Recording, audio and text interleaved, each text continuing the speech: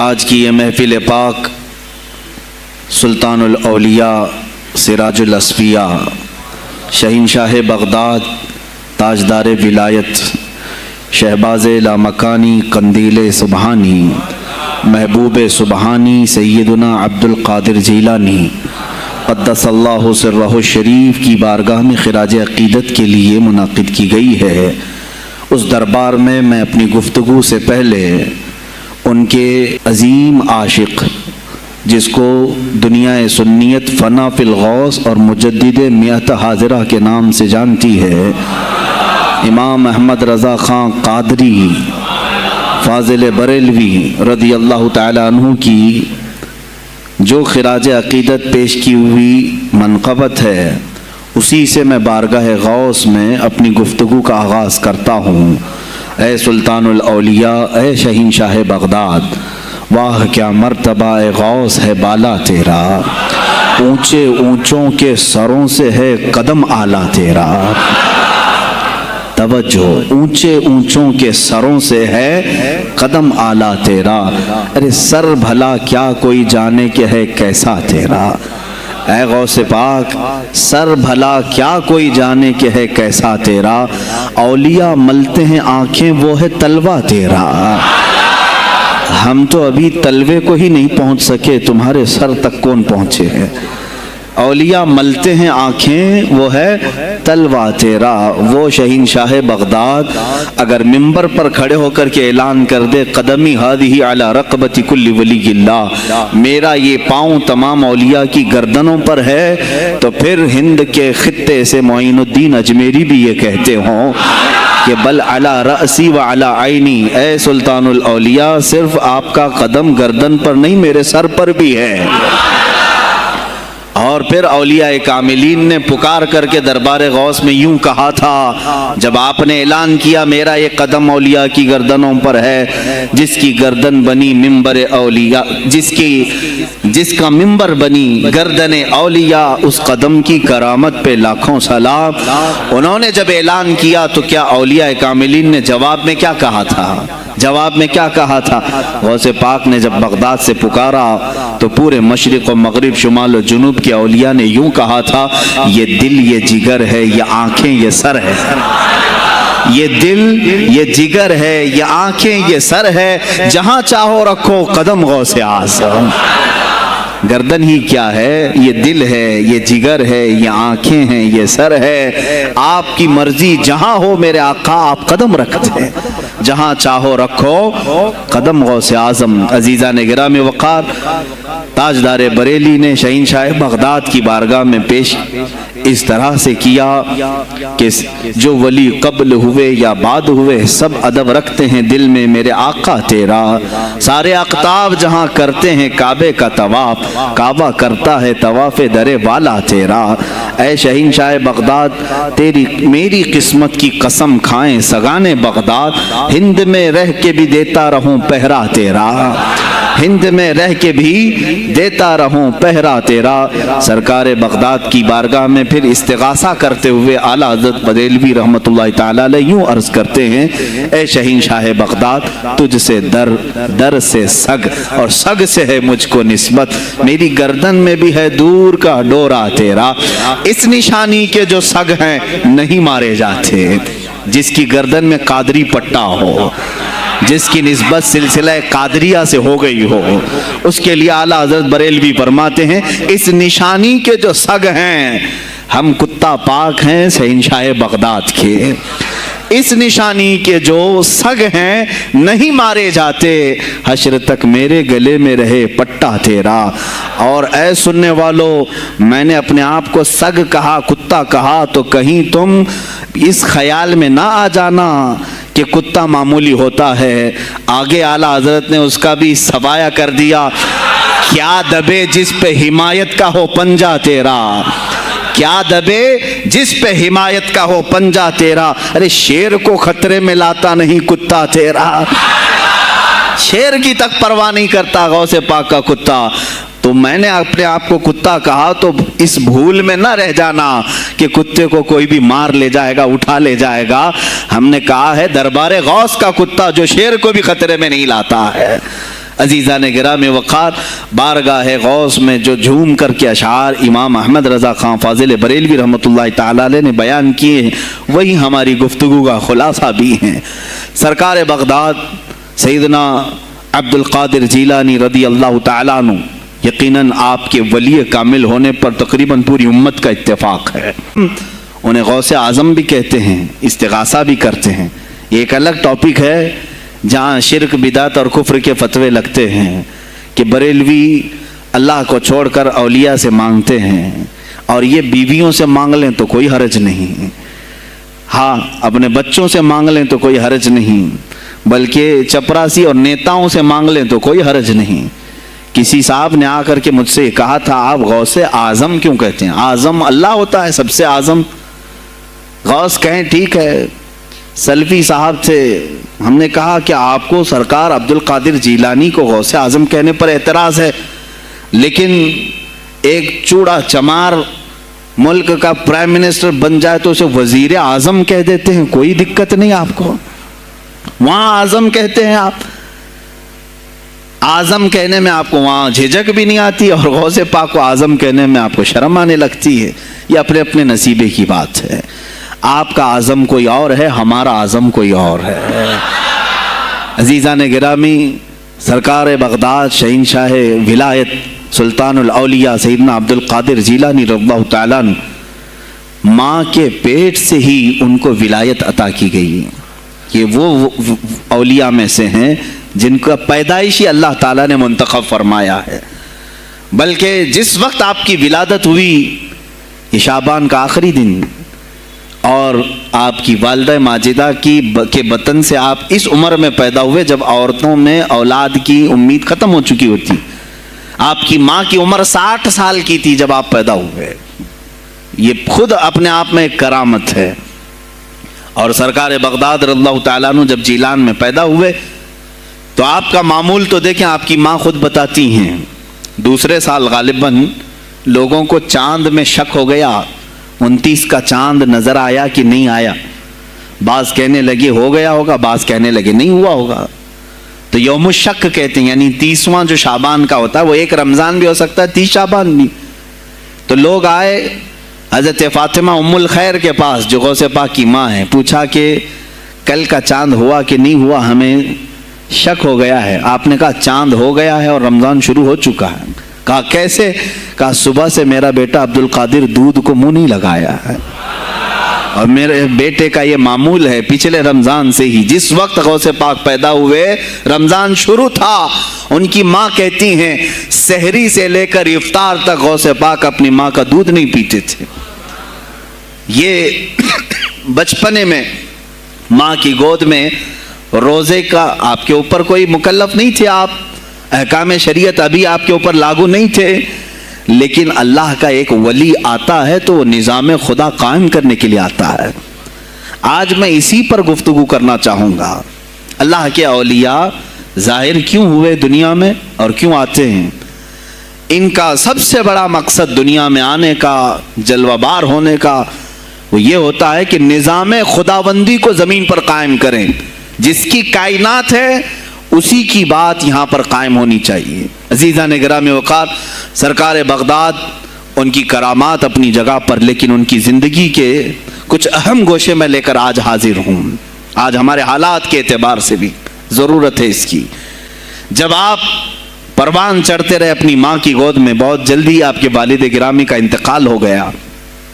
آپ سے خود پوچھا گیا تھا غوث پاک سے، آپ کی جوانی میں یا جب آپ کا شہرہ بغداد میں بہت ہو گیا تب پوچھا گیا تھا آپ کو اپنے ولی ہونے کا احساس کب ہوا؟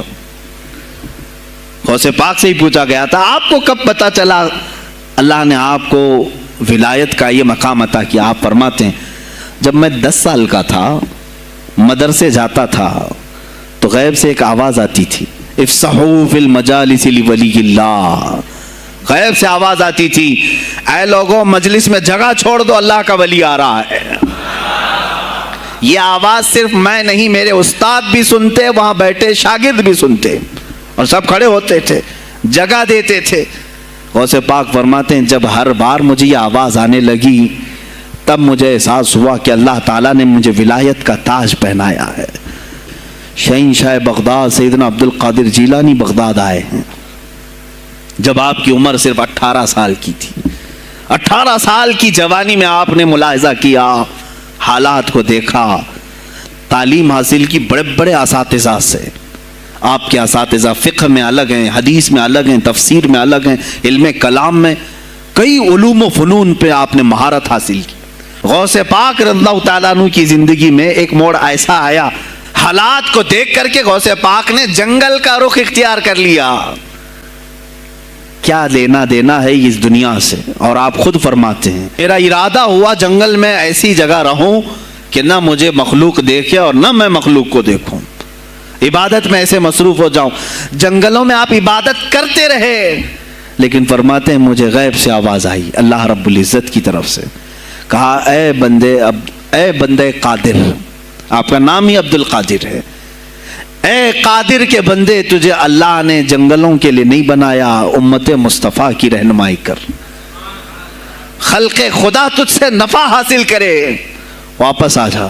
गौसे पाक फरमाते हैं मेरा इरादा तो था कि मैं अपनी ज़िंदगी अल्लाह की याद में फ़ना कर दूं, लेकिन मैं शहर सिर्फ इसलिए वापस आया कि जंगल में सिर्फ मेरी इस्लाह हो सकती है, शहर में पूरी उम्मत की इस्लाह हो सकती है।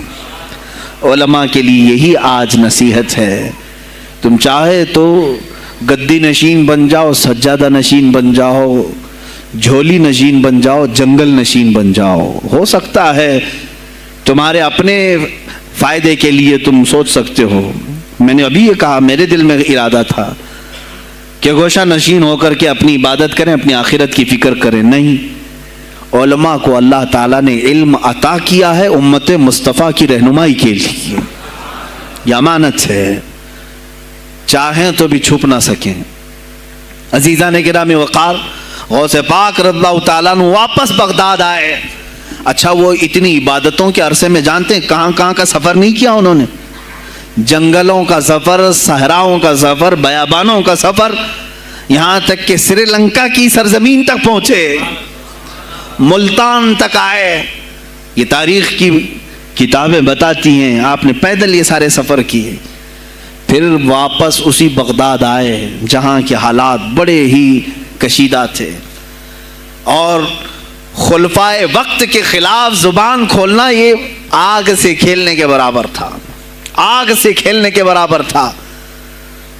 और सबसे बड़ा मसला तो गौसे पाक के लिए ये था कि आप बगदाद के नहीं थे, इराक के नहीं थे, आप जीलान से आए थे। जीलान ईरान में है। उस ज़माने में तबरस्तान एक सूबा था, तबरस्तान का एक शहर जीलान था। जीलान से आए हुए थे बगदाद में। आपकी ज़ुबान फ़ारसी थी, फ़ारसी ज़ुबान का एक तालिब इल्म बगदाद में आया है, और बगदाद पूरा अरबियों का है, फसीह अरबी बोलने वाले लोग, और निहायत ही अय्याशी में पड़े, इनकी इस्लाह कैसे करें। दिल में बार बार ये एहसास होता। गौसे पाक फरमाते मेरी ज़ुबान फ़ारसी थी और इनकी ज़ुबान अरबी है, मैं इनसे खिताब कैसे करूं, इनको इस्लाह के रास्ते पर कैसे लाऊं। बार बार सोचते थे, लेकिन दिल में एक दर्द होता था कि उम्मत मुस्तफ़ा को इस हाल में मैं नहीं छोड़ना चाहता। एक दिन एक मस्जिद में गमगीन हालत में सोए, ज़ोहर का वक्त था, नमाज पढ़ करके आप आराम कर रहे हैं, और जैसी आंख बंद हुई सरवरे कायनात सल्लल्लाहु अलैहि वसल्लम तशरीफ लाए। पूछा अब्दुल कादिर क्यों गमगीन है मेरे बेटे? कहा कि या रसूल अल्लाह सल्लल्लाहु अलैहि वसल्लम, ज़ुबान मेरी अजमी है, फ़ारसी, मैं अरबियों के बीच बैठा हूँ, इस्लाह करने की कोशिश करता हूँ, लेकिन मुझे ये अजमी समझेंगे। अल्लाह के नबी सल्लल्लाहु अलैहि वसल्लम ने फरमाया तू अपना मुंह खोल। आपने मुंह खोला, हुजूर पाक ने अपना लुआब पाक डाला, दूसरी बार डाला, तीसरी बार डाला, चौथी बार डाला, पांचवी, छठी, 7 मरतबा हुजूर पाक ने अपना लुआब पाक दिया और कहा अब्दुल कादिर अब उठ और बयान करो। फरमाते हैं ख्वाब में मैंने हुजूर अकरम सल्लल्लाहु अलैहि वसल्लम का लुआब पाक लिया, थोड़ी ही देर गुजरी थी, मेरे ख्वाब में ही मेरे जद्दे करीम मौला कायनात अली मुर्तज़ा तशरीफ लाया। कहा फिर वही सवाल किया अब्दुल कादिर क्यों नहीं बयान करते? कहा मैं फ़ारसी उन नस्ल फ़ारसी हूँ और अरबियों के बीच में हूँ। उन्होंने कहा तू अपना मुँह खोल। बाबुल इल्म باب مدینۃ العلم علی کرم اللہ وجہہ الکریم اپنا لعاب پاک ڈالتے ہیں، 1 بار 2 بار 3 بار 4 بار 5 بار 6 بار بس کیا۔ غوث پاک نے کہا نانا جان نے مجھے 7 مرتبہ پلایا، آپ نے 6 مرتبہ۔ علی کرم اللہ وجہہ الکریم فرماتے ہیں میں برابری تو نہیں کر سکتا، وہ رسول کائنات ہیں۔ عزیزان گرامی وقار، غوث پاک فرماتے ہیں پھر میری آنکھ کھلی اور اسی جامع مسجد میں جب میں کھڑا ہوا اور خطاب کے لیے لوگوں کو پکارا تو دیکھا ادھر سے بھی مخلوق آ رہی ہے، ادھر سے بھی آ رہی ہے، سامنے سے بھی آ رہی ہے۔ مجمع اتنا کثیر کہ تل دھرنے کی جگہ مسجد میں نہیں تھی، اور جب آپ کا خطاب ختم ہونے کو تھا لوگ اپنے کپڑے پھاڑنے لگے اور بے ہوش ہونے لگے۔ اتنی تیر بہدف کلمات تھے کہ سیدھے سینے میں پیوست ہو جاتے، دلوں میں اتر جاتے۔ اس کے بعد وہی دن تھا سیدنا عبد القادر جیلانی کو لوگوں نے ہاتھوں ہاتھ اٹھایا۔ بغداد میں شہرہ ہو گیا کہ کوئی ایک اجمی آیا ہے اور عربیوں پر فوقیت لے گیا ہے، سارے عربی اس کے سامنے دنگ رہ گئے ہیں، کوئی عربی اس کی فصاحت کو نہیں پہنچ پاتا ہے۔ کئی لوگ امتحان کے لیے بھی آئے، ایسا نہیں ہے کہ غوث پاک کو یوں ہی چھوڑ دیا گیا۔ میرے عزیز تم تو 1000 سال کے بعد کرامتیں سنتے ہو نا، یہی لگتا ہے کہ غوث پاک بہت کرامتوں کے مالک تھے، بہت بڑے عالم اور بڑے ولی کامل تھے، کچھ نہیں ہوا ہوگا ان کے ساتھ۔ ہمارے سے زیادہ خطرے انہوں نے مولے ہیں، ہم سے زیادہ حاسدین ان کے تھے، دشمنی کرنے والے اپنوں میں بھی بہت سارے تھے۔ غوث پاک رضی اللہ تعالیٰ عنہ کا جب خطاب شروع ہوا، کیا ایک خطیب جب مشہور ہونے لگے تو دوسرے مولوی خاموش رہ جائیں گے؟ حسد کی چنگاری بھڑکتی ہے، وہ غوث پاک کے خلاف بھی بھڑکی۔ اور بغداد میں جب یہ شورا ہونے لگا تو کئی علماء اس وقت کے جو بڑے بڑے پائے کے عالم ہیں، ان کی کتابیں آج بھی موجود ہیں، میں نام تذکرے نہیں کر رہا، لیکن انہوں نے ٹیسٹ لینے کی غرض سے، امتحان لینے کی غرض سے کئی لوگوں کو سوالات بھیجے۔ ایک دن مجلس میں ایسا تھا کہ غوث پاک تفسیر قرآن بیان کرتے تھے۔ تفسیر قرآن بیان کرنا غوث پاک کا محبوب مشغلہ تھا، روزانہ قرآن کی تفسیر عرض کرتے۔ ایک دن مجلس میں بڑے بڑے علماء کی جماعت، جس میں عبد الرحمن جوزی جیسے بڑے فقیہ محدث ہیں، ان کی ایک جماعت آئی۔ قرآن کی جو آیت کی تفسیر وہ کر رہے تھے، اس تفسیر کو کئی کتابوں سے انہوں نے اخذ کیا اور لے کر کے آئے، مجمع میں بیٹھے ہیں۔ غوث پاک نے تفسیر شروع کی۔ ایک آیت کی کتنی تفسیریں ہو سکتی ہیں، کتنی تفسیریں ہو سکتی ہیں؟ ایک تفسیر بیان کیا، اس کے بعد کہا اس آیت کی ایک دوسری تفسیر یہ ہے۔ پھر تھوڑی دیر کے بعد غوث پاک نے فرمایا اس کی ایک تیسری تفسیر یہ ہے، پھر کہا اس کی ایک چوتھی تفسیر یہ ہے، پھر کہا اس کی ایک پانچویں تفسیر یہ ہے۔ بیان کرتے جا رہے ہیں یہاں تک کہ 13 تفسیریں ہو گئیں۔ جو بیٹھے ہوئے تھے وہ آشش کرنے لگے۔ اس کے بعد اتنا ہی نہیں، آگے بڑھتے گئے، 40 تفسیریں ایک آیت کی آپ نے بیان کی۔ جو آئے تھے وہ کھڑے ہو گئے اور اس کے بعد غوث پاک رضی اللہ تعالیٰ عنہ کو دیکھنے لگے۔ غوث پاک نے ان کو مخاطب کر کے کہا اے گروہ علماء، اے جماعت علماء، تم 13 تفسیریں یاد کر کے آئے تھے ایک آیت کی، کیا وہ میں نے شروع سے 13 تک صحیح بیان کیا؟ سب اپنے جبے اٹھانے لگے، کہا ہم تو یہ 13 تفسیریں پڑھ کر آئے تھے یہ سوچ کر کے کہ شیخ عبد القادر جیلانی کو 2-3 سے زیادہ تفسیریں نہیں آتی ہوں گی، 13 کے بعد آپ تو 40 تک پہنچے، وہاں تو ہمارا بھی علم نہیں پہنچا۔ جماعت علماء دنگ رہ گئے اور اس کے بعد توبہ بھی کیا، کہا ہمارے دلوں میں بدگمانی آ گئی تھی، ہم توبہ کرتے ہیں۔ غوث پاک رضی اللہ تعالیٰ عنہ ایک اور مجمع ایسا ہے کہ اس میں 40 کے قریب علماء ہے، سوالات الگ لے کر کے پھنسائیں گے کسی طرح سے ان کو، ڈیفیکلٹ سوالات لے کر کے۔ ایک بات یاد رکھنا، مشکات شریف کی حدیث ہے، جس نے علم اس لیے حاصل کیا کہ کسی عالم کو نیچا دکھا دوں، اسے پھنسا دوں سوال کر کے، حضور فرماتے ہیں قیامت کے دن اسے آگ کی بیڑیاں پہنائی جائیں گی، اس کی زبان کو آگ کی کینچی سے کھینچا جائے گا۔ اس لیے علم حاصل مت کرو، کسی کو نیچا دکھانا، کسی کو بیوقوف بنانا۔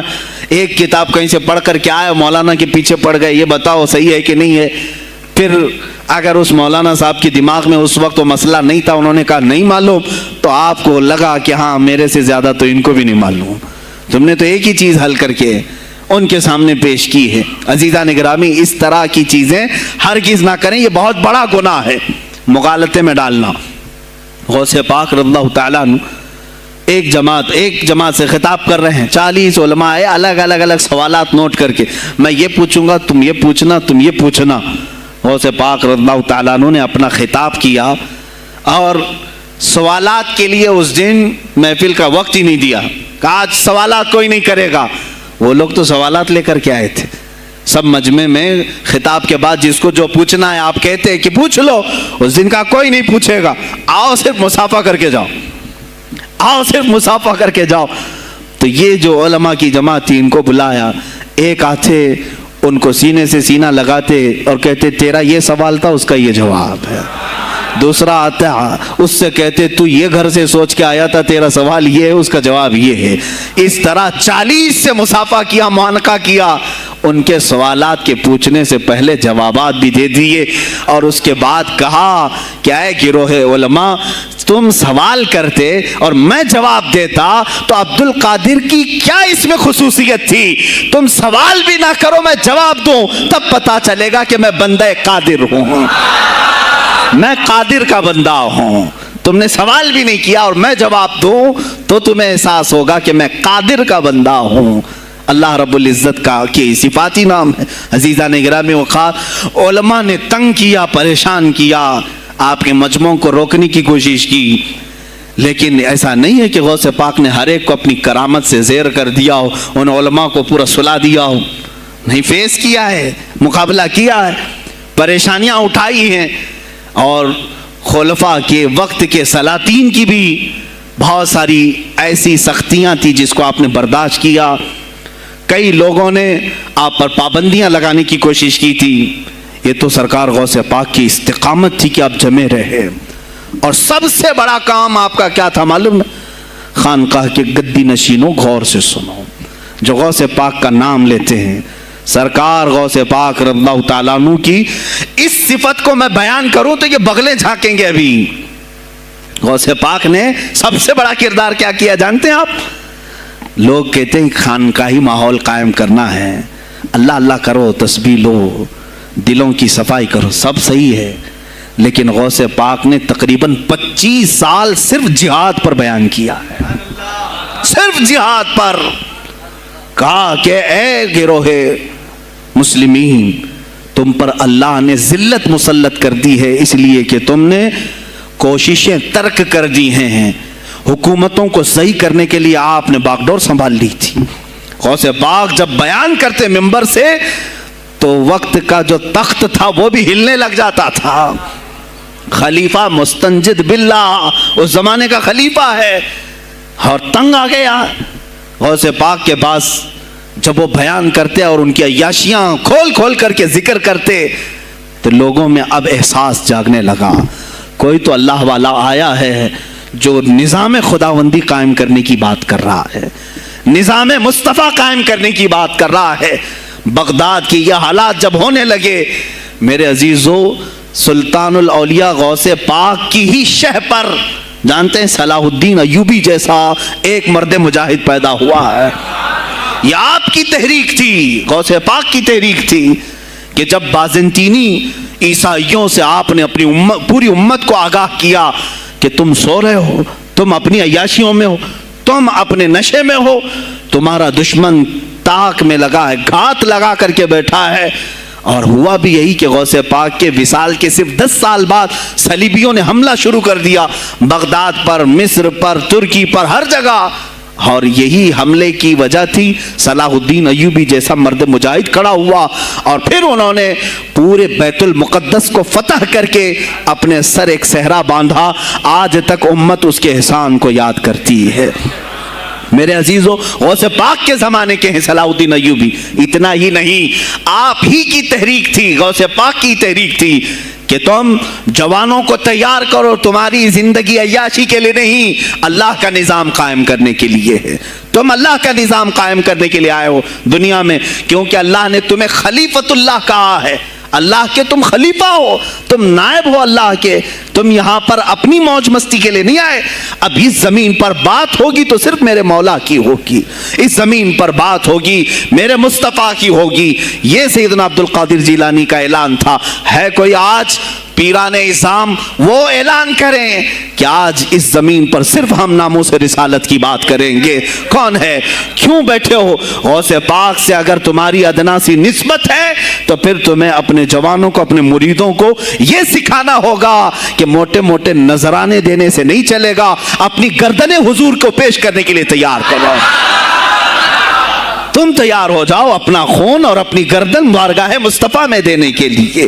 یہ آج تربیت دو, ورنہ پھر دشمن تمہیں کچا چبانے کے لیے تیار ہے, کچا چھبانے کے لیے تیار. عزیزان گرامی, میں غوث پاک کی تحریک آپ کو بتا دوں کون سی تحریک تھی. وہ صلاح الدین ایوبی جو بیت المقدس فتح کیا, یہ غوث پاک کی تحریک ہے. اور پھر چند سالوں کے بعد پورے عالم اسلام میں جو خلافت عثمانیہ قائم ہوئی, غازی ارطغرل جو آئے, یہ تحریک بھی غوث اعظم کی پیدا کی ہوئی تھی.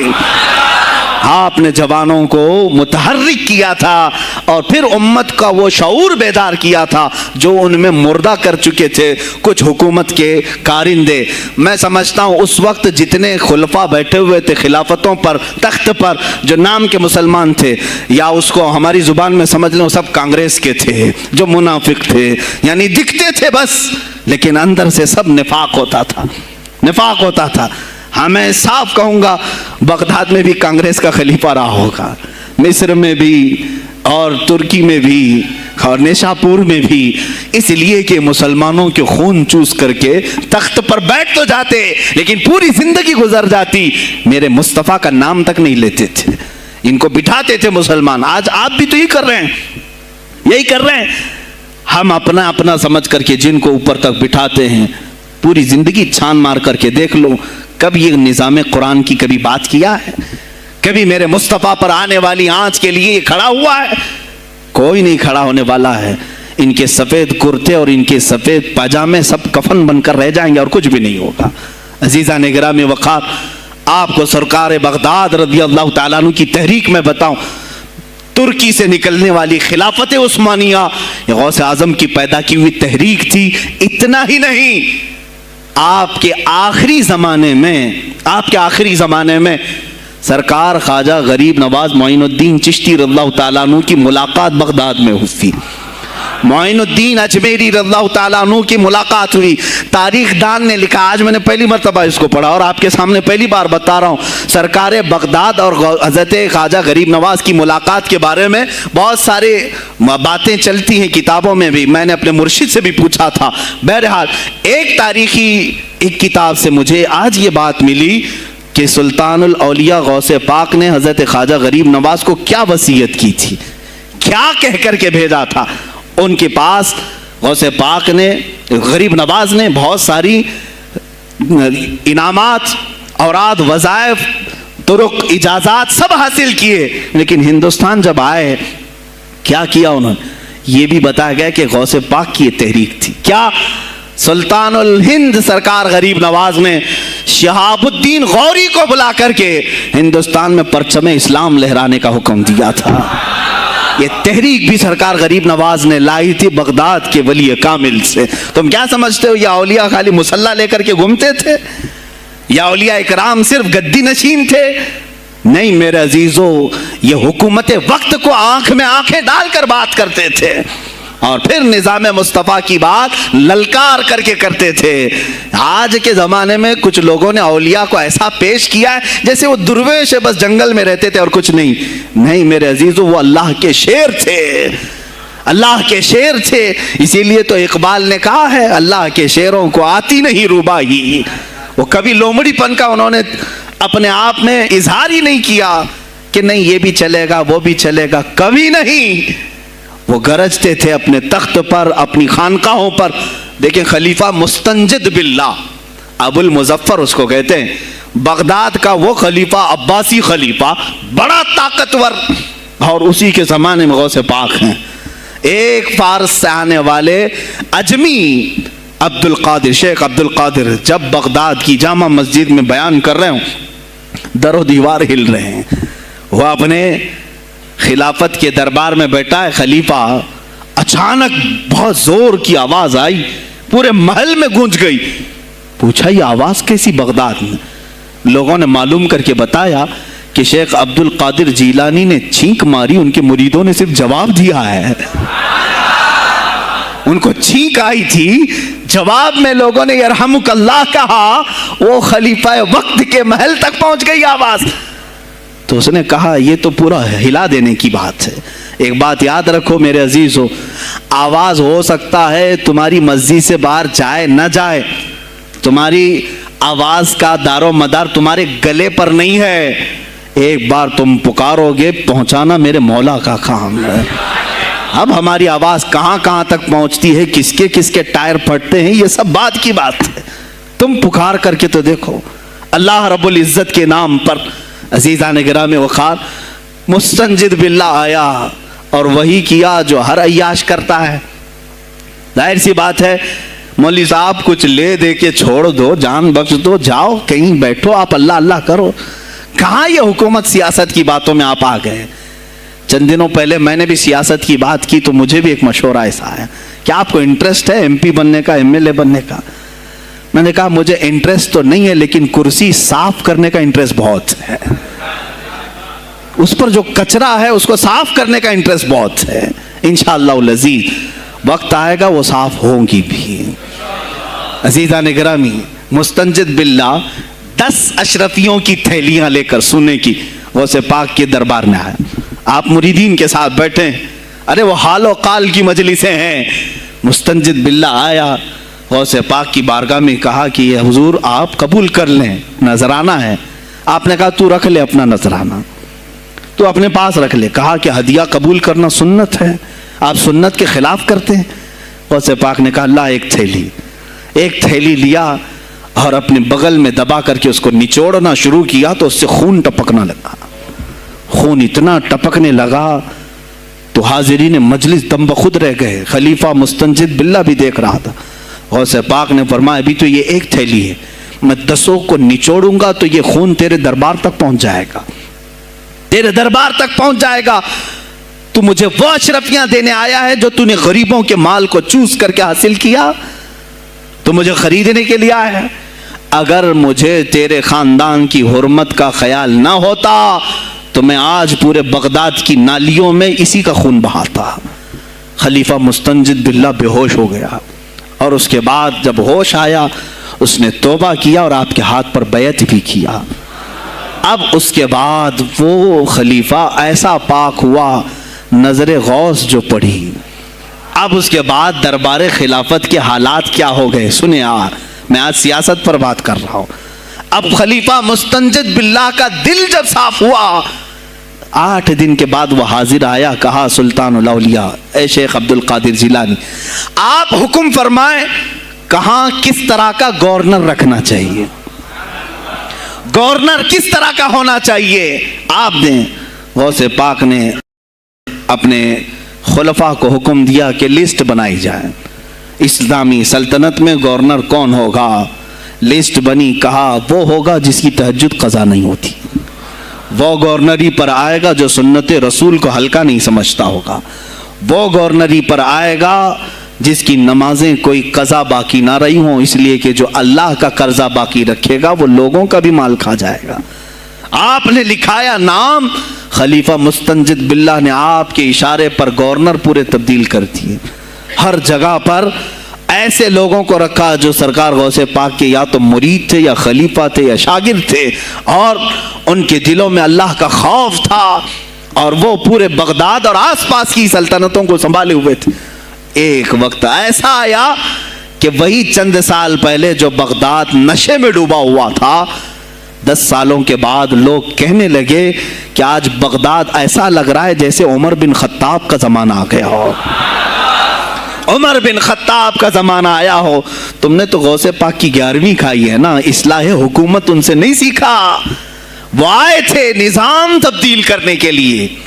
آج میں علماء سے بھی یہی کہوں گا، تم حق بات تو پہنچاؤ قوم تک.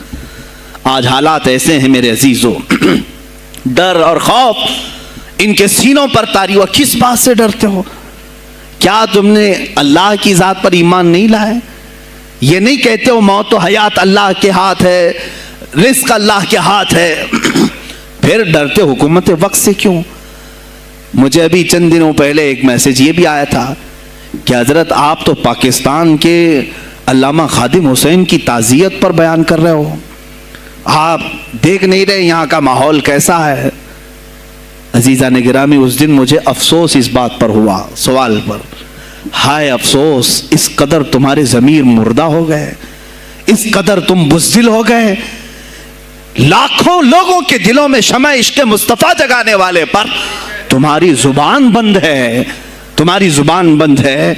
میں نے صرف ایک جملہ کہا، کوئی فرق نہیں پڑتا، میں اس ملک میں رہ رہا ہوں جہاں کا پرائم منسٹر ایک سور خبیث فرانس کے صدر کے لیے ٹویٹ کر سکتا ہے، تو میں پڑوسی ملک کی کسی عاشق رسول کی تعزیت کیوں نہیں کر سکتا؟ کیوں نہیں تعزیت کر سکتا؟ اگر ہندوستان کی تخت پر بیٹھنے والے کو فرانس کے صدر سے کوئی دلی عشق ہے، محبت ہے، تم اس کی معشوقہ ہو یا محبوبہ ہو، مجھے فرق نہیں پڑتا، لیکن اتنا ضرور ہے عاشق رسول مشرق میں ہو، شمال میں ہو، جنوب میں ہو، مغرب میں ہو، جب اس کی روح جائے گی تو ہماری بھی روح تڑپے گی۔ ہماری ڈور بندھی ہوئی ہے مدینۃ الرسول سے۔ میرے آقا صلی اللہ علیہ وسلم کی جو بات کرے گا وہ پھر کسی بھی ملک کا باشندہ ہو۔ تم کہتے ہو تعزیت کے لیے، ارے میرے عزیز، اگر میں سامنے ہوتا تو اس کے قدموں کی خاک میں اپنے امامے پر رکھتا۔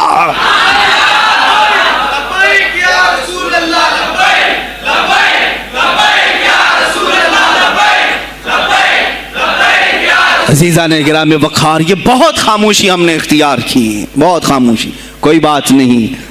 تم دیکھو گے حالات خراب ہونے کی جو شکایات آج کر رہے ہیں علماء، تم سب کے سب جاؤ گے۔ مجھے ابھی بچوں نے بتایا کوئی کانگریس کے لیڈر کا انتقال ہو گیا تو پیر صاحب تعزیت کے لیے باہر کھڑے ہو گئے، باہر آ گئے، ہم ان کی تعزیت کرتے ہیں۔ ڈوب مرو چلو بھر پانی میں، تمہاری گدی پہ ہی مر جاؤ۔ تمہاری زبانوں پر جب عاشق رسول کے لیے تعزیت کے الفاظ آنے میں ہچکچاہٹ آتی ہے، کون سا عشق رسول، کون سا کلمہ تم نے پڑھا ہے؟ غوث پاک کی اگر تمہارے اندر ذرا برابر بھی نسبت ہے تو میں کہوں گا میرے عزیزو، سلطان الاولیاء غوث پاک عاشق رسول ہی نہیں، فنا فی الرسول تھے۔ میرے نبی کی بات پر اگر کوئی انگلی بھی اٹھاتا، آپ یا تو اپنی کرامت سے اس کا منہ توڑ جواب دے دیتے۔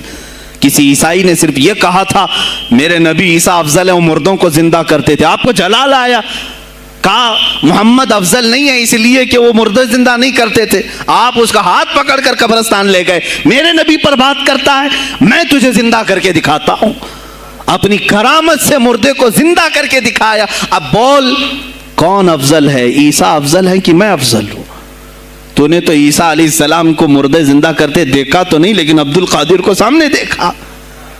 غوث پاک نے کہا میں اپنا موازنہ عیسیٰ علیہ السلام سے نہیں کرتا ہرگز، لیکن یاد رکھنا میرے نبی پر اگر زبان کھولے گا تو عبد القادر اپنے قدم سے اس کو جواب دے گا۔ وہ جواب دیتے، آپ کی زندگی ناموس رسالت کی حفاظت کے لیے گزری ہے۔ سلطان الاولیاء غوث پاک رضی اللہ تعالیٰ عنہ کی بارگاہ میں جب ایک سوال آیا کہ لوگ کہتے ہیں نبی ہر جگہ کیسے حاضر ہو سکتے ہیں، آپ نے خود کر کے دکھا دیا۔ کوئی صاحب آئے، کہا ہمارے گھر دعوت ہے، آپ تشریف لائیں، کہا ٹھیک ہے آتا ہوں۔ تھوڑی دیر بعد دوسرے آئے، کہا ہمارے گھر دعوت آپ آئیں، سیم ٹائم پہ کئی 70 لوگ آئے، سب کی دعوت قبول کی۔ دوسرے دن شام میں لوگ آ کر کے فخر کر رہے ہیں، آج میرے گھر شیخ عبد القادر جیلانی آئے تھے، دوسرا کہہ رہا نہیں میرے گھر آئے تھے، تیسرا کہہ رہا میرے گھر آئے تھے۔ ایک وقت میں سب گھروں پر کیسے؟ سبوں نے کہا انہی سے پوچھتے ہیں وہ کہاں گئے تھے۔ جب لوگ آئے تو سننے میں یہ آتا ہے کہ آپ ایک درخت کے نیچے بیٹھے تھے، لوگ سوال کرنے کے لیے آئے، سب آپس میں کہہ رہے ہیں ہمارے گھر آئے تھے، ہمارے، آپ بتائیں کیا کس کے گھر گئے تھے؟ تو انہوں نے کہا درخت کے اوپر دیکھو۔ تو لوگوں نے درخت کے اوپر نگاہ ڈالی تو دیکھا ہر پتے پر شکل عبد القادر نظر آ رہی ہیں۔ فرماتے ہیں اللہ نے عبد القادر کو یہ اتنی قدرت دی ہے کہ بیک وقت وہ کئی جگہوں پر حاضر ہو سکتا ہے. تو جب ایک غلام رسول کو اللہ نے یہ طاقت دی تو رسول مختار کو کتنی طاقت دی ہوگی. انہوں نے ناموس رسالت کو واضح کیا ہے میرے عزیزو. اولیاء کاملین اسی لیے آتے ہیں, وہ نبی کا پرتو بن کر کے آتے ہیں, اور آج ان کے نام کی 11ویں کھا کر کے موٹے ہو رہے ہیں, بس اور کچھ نہیں. اور لوگ یہ سمجھتے ہیں نفس کو موٹا کر کے تم اپنی زبانوں میں گھی لگا چکے ہو, بولو گے تو پکڑے جاؤ گے, بولو گے تو تمہارے اوپر کیس ہو جائے گا. ہو نہیں تو میرے عزیزو, آج تو حالات ایسے ہیں. میں رو پڑا کل جب مجھے یہ رپورٹ ملی کہ صرف ہندوستان کی سوشل میڈیا پر 25,000 پوسٹ میرے نبی کی شان میں گالیاں دی گئی ہیں. 25,000 لوگوں نے گستاخی کی ہے. تم بھی تو رات بھر انٹرنیٹ چلاتے ہو, پورا کا پورا وقت اپنے موبائل میں صرف کرتے ہو. جانا ہے تمہیں بھی میرے آقا کی بارگاہ میں, یاد رکھنا حضور پاک صلی اللہ تعالی علیہ وسلم کے دربار میں جانے والے ہو اور تمہارا کوئی عذر قبول نہیں کیا جائے گا. حضرت سعد بن ربیع کی وہ بات مجھے یاد آتی ہے, جنگ احد میں حضور کی حفاظت کے لیے لڑتے لڑتے میدان میں ایسے آ گئے تھے کافروں کے کہ آپ کے گوشت کے ٹکڑے اڑ رہے تھے, جسم کے گوشت کے ٹکڑے اڑ رہے تھے. میرے آقا دیکھ رہے تھے. شام کا وقت ہوا, احد کا میدان, ہوازیں, سناٹا, 70 لاشیں پڑی ہوئی تھی صحابہ کی. اللہ کے نبی نے پکارا, میرے سعد کو ڈھونڈو, کہاں ہے سعد, کہاں ہے؟ صحابہ کہتے ہیں ہم آواز دینے لگے, سعد تم زندہ ہو, رسول تجھے بلا رہے ہیں. حضرت سعد بن ربیع 7 لاشوں کے نیچے دبے ہوئے تھے اور سانسیں بھی چل رہی تھی, سانسیں چل رہی تھی. صحابہ نے جب آواز دینا شروع کیا کہ رسول پاک یاد کر رہے ہیں, وہیں سے وہ حرکت کرنے لگے. اندر سے آواز دی, اے جوانوں سعد زندہ ہے, میں یہاں لاشوں کے نیچے دبا ہوا ہوں. ہٹائی گئی لاشیں تو دیکھا ان کے جسم میں کچھ بچا ہی نہیں تھا, کچھ نہیں تھا, سب پھٹ چکا ہے. پیٹ کو تک چاک کیا گیا ہے, سانسیں باقی. سعد بن ربیع کہتے ہیں, اے صحابہ شاید میں رسول اللہ تک نہیں پہنچ پاؤں گا, حضور اونچے ٹیلے پر بیٹھے ہوئے ہیں, شاید نہیں پہنچ پاؤں گا. میرا سلام میرے نبی تک پہنچا دینا, حضور تک پہنچا دینا. لیکن آنے والوں کو کیا کہا جانتے ہیں؟ میں اے جوانوں تم سب سے کہوں گا آج کے حالات میں.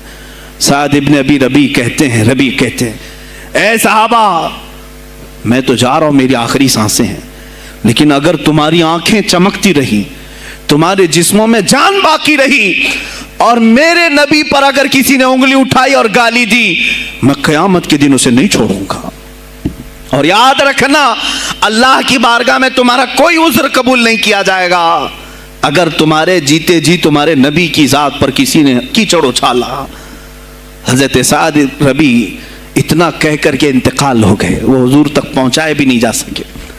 اے میرے عزیزو, اے جوانو, تم کیا سمجھتے ہو کہ تم دنیا سے اسی طرح نکل جاؤ گے؟ قرآن میں بھی اللہ نے کہا, ام حسبتم ان تدخلوا الجنت, تم یہ سوچ کر کے بیٹھے ہو کہ ہم جنت میں چلے جائیں گے. پیر صاحب کا دامن پکڑ لیا ہے, مجھے تو جانا ہی ہے جنت میں, پیر بخشوا دیں گے ہمیں. تم برس میں 1 مرتبہ 11ویں کر کے اور فاتحہ نیاز کر کے سمجھتے ہو اسلام کا حق ادا کر دیا. یہاں تمہارے نبی کی عظمت پر روز بروز حملے ہو رہے ہیں. آج کفر کھل کر کے آیا ہے سامنے, نہیں دیکھتے آپ؟ کفر کھل کر کے سامنے آیا ہے تعصب کے ساتھ. ہر شہر میں جاتے ہوئے گنڈے للکار رہے ہیں اسلام کے خلاف ہمارے ملک میں. اگر میں کھل کر کے آیا تو میرا کیا جرم ہے اس میں, میرا کیا قصور ہے اس میں کہ آپ بھی میں نہ بولوں؟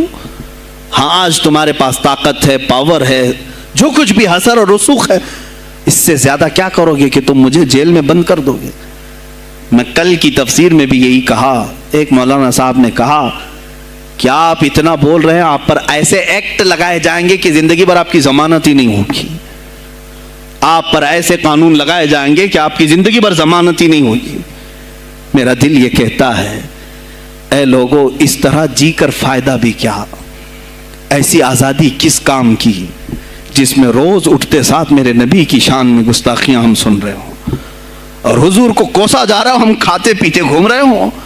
اس سے بہتر ہے کہ جیل کی کوٹری میں ہم زندگی گزار لیں, کل بارگاہ مصطفیٰ میں اٹھنے والا چہرہ تو رہے ہمارے پاس.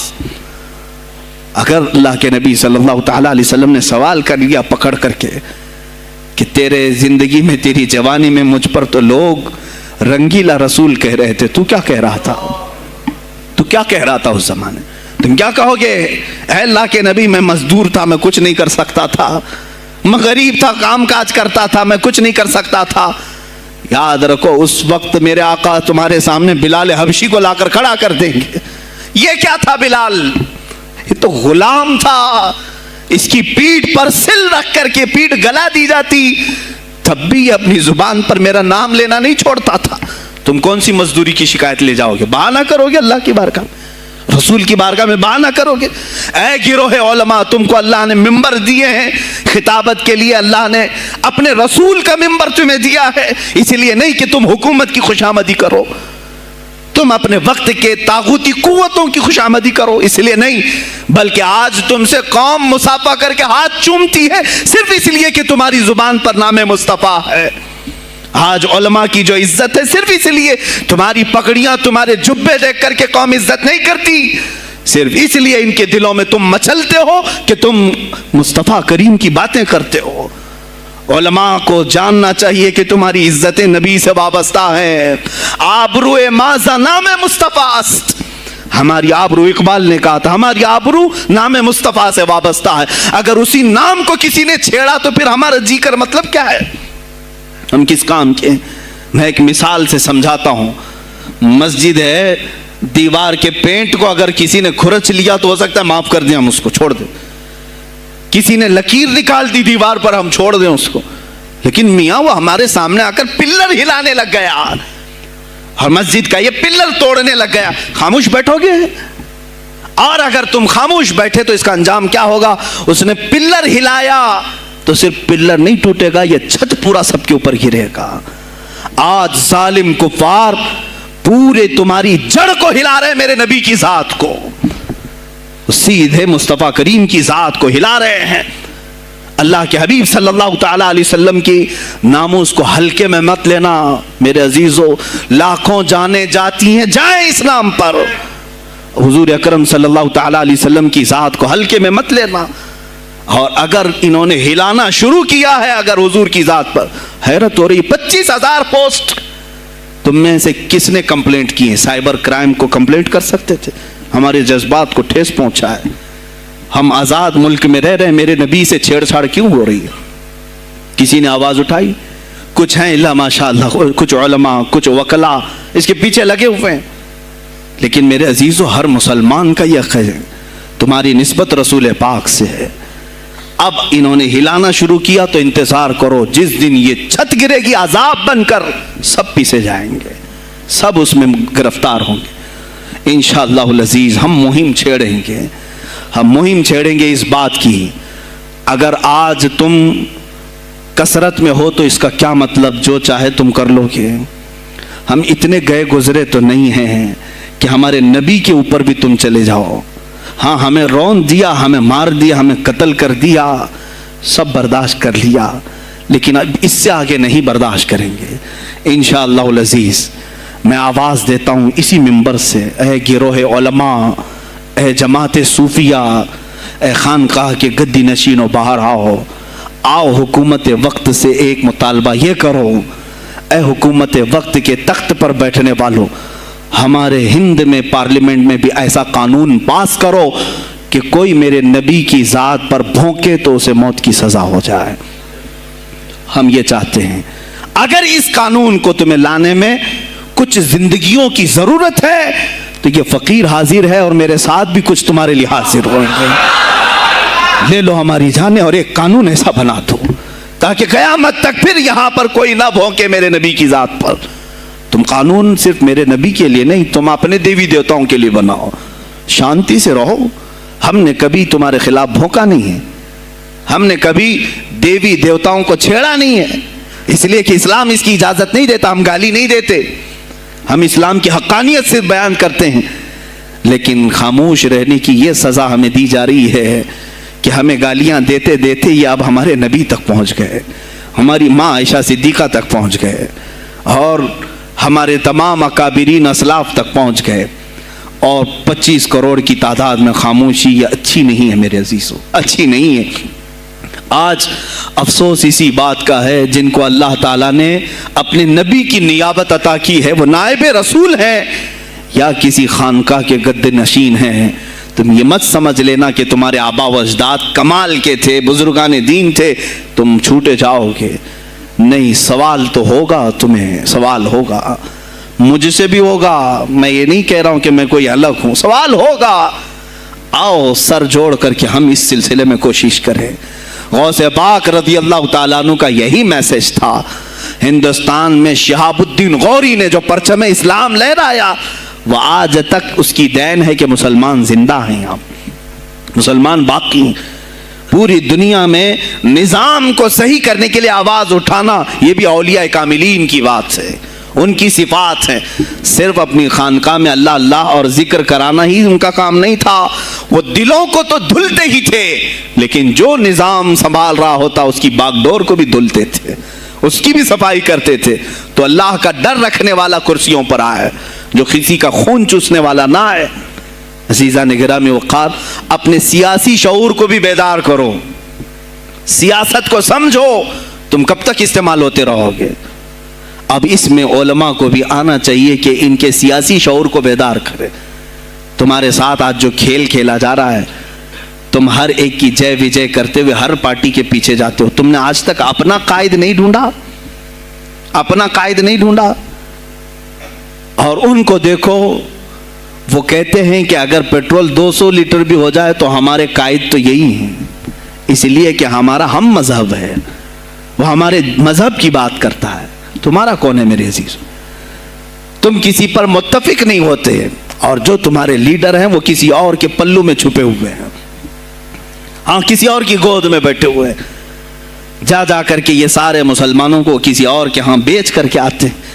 یہ سیاسی شعور بیدار کرو۔ مجھے معلوم ہے میری یہ باتوں کا سب سے زیادہ ایکشن کون لے گا، مجھے معلوم ہے، سب سے زیادہ کس کو کھلبلی مچے گی وہ بھی مجھے معلوم ہے، اس لیے کہ میں ان سیکولر پارٹیوں کے بارے میں بول رہا ہوں جو چہرہ سیکولر بتا کر کے ہم آپ سب کے ووٹ لے کر کے چلے جاتے ہیں، اور پھر مجھے بتاؤ جن کو تم اپنا مسیحا سمجھ کر کے ان کے پیچھے جے جے کرتے گھومتے رہتے ہو، تمہارے مذہب پر آج کیا حملے نہیں ہوئے ہیں، کیا نہیں ہوئے؟ کشمیر آج تک جل رہا ہے، کہاں یہ کانگریس کیوں نہیں بات کرتی ہے جو پورے مسلمانوں کی مسیحا ہے؟ کہاں ہے وہ سماجوادی، وہ بی ایس پی، فلاں فلاں فلاں جو پارٹیاں جن میں سب مسلمان جاتے ہیں؟ کیا ان کو اتنا بھی شعور نہیں کہ وہ پارلیمنٹ میں اس کے خلاف بات کریں، کہیں کہ یہ مسلمانوں کے ساتھ ظلم ہو رہا ہے، ہم ان کے ووٹ لیتے ہیں؟ نہیں بات کریں گے، یہ صرف اور صرف تمہیں استعمال کرتے ہیں، اور انہیں معلوم بھی ہے ہم نے ان سب کو خریدا ہے، ان کے لیڈروں کے منہ میں اپنی زبان رکھی ہوئی، یہ کوئی بولے گا نہیں، انہیں معلوم ہے۔ تمہیں یہ اندازہ نہیں میرے عزیزو، آج میں بولوں تو لوگوں کو تکلیف ہوگی۔ کشمیر کے ایسے حالات ہیں، رو رہے ہیں وہاں پر۔ ایک مولانا ہیں، مسجد کے امام ہیں، انہوں نے کہا، باضابطہ حلفیہ کہا نوجوان میرے پاس نماز کے لیے آتا تھا، اس نے یہ کہا کہ حضرت کیا سوسائڈ کرنے کی اجازت ہے؟ کہا کیوں؟ کہا میرے گھر میں کچھ لوگ داخل ہوئے، میں ان کا نام ذکر نہیں کر رہا ہوں، کچھ لوگ داخل ہوئے، مجھے ہاتھ باندھ کر کے کھڑا کیا، میری ماں اور میری بہن کو ننگا کیا، میرے سامنے کپڑے اتارے اور ان کی عزت لوٹی، اور اس کے بعد مجھے ہاتھ کھول کر کے چھوڑ دیا۔ مجھے بتائیں اس کے بعد بھی جینے کا کوئی مقصد رہتا ہے؟ مجھے بتائیں اس کے بعد بھی جینے کا کوئی حاصل ہے؟ یہ سب تمہارے ساتھ بھی ہوگا۔ جہاں میجورٹی ان کی مسلمانوں کی تھی وہاں یہ ننگا ناچ کر کے دکھایا ہے، تو یہاں تو تم بہت قلت میں ہو، تمہارے ساتھ بہت کچھ ہو سکتے ہیں، اب بھی اگر خاموش رہے۔ اسی لیے میں بار بار کہتا ہوں، اٹھو وہ گھر نہ حشر نہ ہوگا پھر کبھی، دوڑو کہ زمانہ چال اپنی چل گیا۔ تم اپنی سیاست کو منتخب کرو، تم اپنی قیادت کو منتخب کرو، اور اگر ابھی بھی سیاسی لاشعوری کی زندگی گزارتے رہو گے، لقمے بنتے چلے جاؤ گے، یہ کھاتے چلے جائیں گے۔ بات میں سلطان الاولیاء غوث پاک کی کر رہا تھا، لیکن مجھے یہ حالات پر گفتگو ضرور کرنی ہے، اس لیے کہ مجھے معلوم نہیں ہے کہ میری زبان پر کب تالے لگائے جائیں گے یا میری گردن پر کب چھری پھیری جائے گی، مجھے اس کا اندازہ نہیں۔ لیکن اے مسلمانوں، تم میری ذات سے الجھتے ہو تو الجھ جاؤ، مجھے اگر بلیم کرتے ہو، تانے مارتے ہو تو مار لو، چند دنوں کی بات ہے، جب تک میری سانسیں چل رہی ہیں تب تک مجھے گالیاں دو گے، لیکن جس دن میں بھی دنیا سے جاؤں گا اس دن تم ہماری باتیں یاد رکھو گے، اس دن یاد کرو گے۔ مجھے اپنے بچوں کو یہی بتانا ہے کہ اب وہ دور آیا ہے جہاں ممبروں سے بھی بولنے میں اب گھبراہٹ ہے، لوگ اپنے خوف کے مارے ایسے ہیں کہ اپنی روزی روٹی کے چکر میں میرے مصطفیٰ کی گالیاں سننا برداشت کر رہے ہیں۔ دیتا ہے، دینے دو نا، ہمارا کیا بگڑتا ہے؟ اس پوزیشن میں تم آئے ہو آج، تمہارا امام جب اتنا بزدل ہے تو تمہارے دلوں میں کون سا ایمان باقی رہ جائے گا؟ اس لیے شعور پیدا کرو۔ اگر اولیاء کی نسبت تمہارے دل میں ذرا برابر بھی باقی ہے تو اٹھو میرے عزیزو، آپ قیامت کے دن جواب دہ ہوں گے میرے نبی صلی اللہ تعالیٰ علیہ وسلم کی عظمت پر۔ آج جو حملے ہو رہے ہیں یہ ہماری زندگی کا سب سے بڑا ایشو ہے۔ آج مطالبے کرو، مانگو تو کس چیز کو مانگو؟ بس یہ ہے کہ میری نبی کی عزت سلامت رہے، مجھے دنیا میں اور کچھ نہیں چاہیے۔ اتنا مطالبہ تو کر سکتے ہو، اتنا مطالبہ کرو، اور پھر دیکھو میرے مصطفیٰ کی طرف سے انعام کیا ملے گا، اللہ کی طرف سے انعام کیا ملے گا۔ ارے وہ مرد قلندر جو پاکستان میں ابھی شہید ہوا، کس بات کا اعلان کرتا تھا؟ کس کو پکارتا تھا؟ کس کو للکارتا تھا؟ صرف یہی تو بات کرتا تھا کہ تاجدار ختم نبوت، اور میدان میں معذوری کے ساتھ بھی آ کر کہتا تھا لبیک یا رسول اللہ، اے اللہ کے رسول میں حاضر ہوں، میں حاضر ہوں، اپنی جان لے کر آیا ہوں۔ اور تم یاد رکھنا تمہاری ٹانگیں تو سلامت ہے، کل بروز قیامت ہو سکتا ہے تمہارا سامنا اس خادم حسین سے ہو، تمہاری ٹانگیں دیکھ کر کے پوچھی جائیں گی۔ معذور ہونے کے بعد جب کوئی میدان میں میرے نبی کی عظمت پر پہرا دینے کے لیے آ سکتا ہے تو تم نے اپنی ٹانگیں کس کام کے لیے رکھی تھی؟ میرے عزیزوں، میں نے جتنی طاقت مجھے اللہ نے دی میں بول رہا ہوں، اب اس کے بعد کا محاذ تمہیں سنبھالنا ہے، آگے کی ہماری فکروں کو تمہیں لے جانا ہے۔ شاید اس زمانے میں ہم جی رہے ہیں جہاں اتنی آزادی نہیں ہوگی، چھوٹی سی بات کو آج بہت بڑا بنا کر کے اسے ختم کیا جاتا ہے، لیکن مجھے اندازہ ہے اس بات کا، ہندوستان کی آزادی میں بھی میرے اکابرین میں 30,000 علماء نے اپنی جانیں دی ہیں۔ کشمیر سے لے کر دلی تک ہر درخت پر ایک عالم کی لاش لٹکی ہوئی تھی، ان کی جانیں، ان کی قربانیاں رائے گاہ نہیں گئیں۔ 70 سال سے ہم مزے لے رہے ہیں، ان کی قربانیاں ہیں یہ۔ علامہ فضل حق خیر آبادی کو انڈمان نکوبار پوری زندگی کے لیے قید کر کے ختم کر دیا گیا، مزار بھی وہیں پر ہے آج۔ تو آج مجھے اندازہ ہے اگر میں نے اس بات کی شروعات کی ہے، ہو سکتا ہے یہ جو کچھ بھی ہمارے ساتھ کریں، لیکن مجھے میرے رب ذوالجلال کی ذات پر یقین ہے۔ میں یہی کہوں گا، اے اللہ، اگر ہمارے مقدر میں شہادت ہے تو اس سے بہتر کوئی اور موت ہے نہیں۔ اے رب ذوالجلال، اس حالت میں دنیا سے اٹھا جب تو ہم سے راضی ہو۔ اگر تو نے ہمارے لیے ایک لمحے کے لیے بھی ناراضی ہے، مولا پھر ہمیں مہلت دے دے کہ تجھے راضی کر کے جائے، تجھے راضی کر کے جائے۔ میرے مصطفیٰ صلی اللہ تعالیٰ علیہ وسلم کو قبر میں ہمیں دیکھنا ہے، اس لیے ہم قبر میں جا رہے ہیں، لیکن اس حال میں دنیا سے جائیں کہ ان کی عظمت پر کچھ بول تو سکیں، ان کی ناموس پہ کچھ کر تو سکیں۔ عزیزان گرامی، سلطان الاولیاء شہنشاہ بغداد رضی اللہ تعالیٰ عنہ کی ذات پر جو ان کی کرامات ہیں وہ ساری چیزیں پھر کبھی میں ذکر کروں گا۔ آج اسی پر میں اختتام کرتا ہوں، اسی پر جیو اور اسی پر مرو۔ انہیں جانا انہیں مانا، نہ رکھا غیر سے کھا، للہ الحمد میں دنیا سے مسلمان گیا۔ آج لے ان کی پناہ، آج مدد مانگ ان سے، پھر نہ مانیں گے قیامت میں اگر مان گیا۔ اس لیے کہ رسول پاک صلی اللہ تعالیٰ علیہ وسلم کے سوا کوئی اس قیامت کے میدان میں تمہارا دستگیر نہیں ہے۔ جب تک وہ تیری سفارش نہ کریں، اللہ بھی تجھ سے کلام کرنے والا نہیں ہے۔ جب امام اہل سنت نے یہاں تک کہہ دیا خلیل و نجی مسیح و صفی سبھی سے کہیں نہ بنی، یہ بے خبری کی خلق پھری کہاں سے کہاں تمہارے لیے۔ رسول پاک ہی کے لیے، تم وہاں پر بھی اٹھائے جاؤ گے۔ میں یہی میسج دے کر کے جاؤں گا جو میرے مرشد گرامی نے آخری وقت دیا تھا، زندگی یہ نہیں کسی کی کسی کے لیے، زندگی ہے نبی کی نبی کے لیے۔ نا سمجھ مرتے ہیں زندگی کے لیے، نا سمجھ مرتے ہیں زندگی کے لیے، جینا مرنا ہے سب کچھ نبی کے لیے۔ بلحوث سن، سیم و زر کی بندگی اچھی نہیں۔ بلحوث کہتے ہیں ہوس کا پجاری، خواہشات کا پجاری۔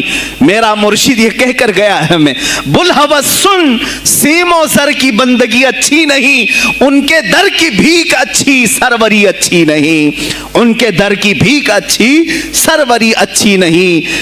اور کہتے ہیں جو پیا کو بھائے اختر وہ سہانا راگ ہے، جو پیا کو بھائے اختر وہ سہانا راگ ہے، جس سے ناخوش ہو پیا وہ راگنی اچھی نہیں۔ جو میرے نبی کو نہ پسند آئے وہ بات ہی اچھی نہیں، جو میرے نبی کو نہ پسند کام ہو وہ کام ہی اچھا نہیں، جس سے ناخوش ہو پیا وہ راگنی اچھی نہیں۔ وآخر دعوانا الحمدللہ رب العالمین۔ السلام علیکم۔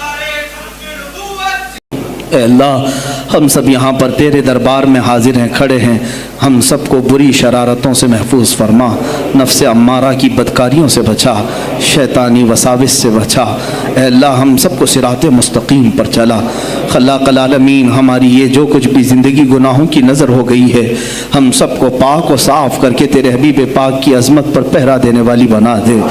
اے الہ العالمین ہم نسبت میں قادری ہیں مولا، قادری کر، قادری رکھ، قادریوں میں اٹھا۔ قدر عبد القادر قدرت نما کے واسطے، قدر عبد القادر قدرت نما کے واسطے مولا دنیا میں بھی ان کے غلاموں میں شامل رکھ، قیامت میں ان کی مریدوں میں حشر فرما۔